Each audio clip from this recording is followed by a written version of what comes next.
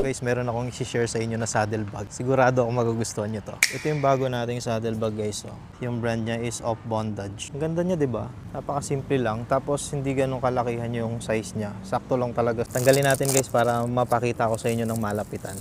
Ayan guys, natanggal na natin dun sa saddle natin. Para mapakita ko din sa inyo every detail nitong saddlebag na to. Pag bumili kayo nito, ito yung kasama niya Velcro. Ito yung gagamitin nyo para ma-attach nyo itong saddlebag doon sa saddle nyo. Ayan yung itsura ng zipper. May coat siya na rubber para tulong na din to para hindi pasukin ng tubig. Ayan naman yung tahi niya guys, sobrang linis. Kung titingnan mo, bawat sulok, sobrang linis talaga ng pagkakagawa. Tapos itong dalawa na tong sa harap, lagayan to ng CO2. Kung sakali man na gumagamit ka ng CO2, pwede mong ilagay dito. Now, buksan natin yung loob. Actually, nilagyan ko na to ng laman.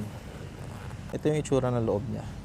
May dalawang packet. Pwede ka maglagay ng tools mo dito o kaya dito naman sa kabila is yung touch kit mo. Tapos kasya yung isang interior. Actually, maluwag pa siya kahit lagyan mo pa siya ng interior. Ayan o. Mayroon pa siyang konting space dito. Tsaka dito mismo mayroon pang konting space. Pwede ka pang magdagdag ng iba mo pang gamit. Kahit isang kamay lang, kaya ko siyang isara. Sobrang dulas ng zipper niya. So yun guys, kung trip niyo tong Off Bondage na saddlebag, andyan lang yan sa yellow basket natin. At ngayon, ibabalik na natin dito sa saddle natin. Itong saddlebag ng Off Bondage. At titigan natin.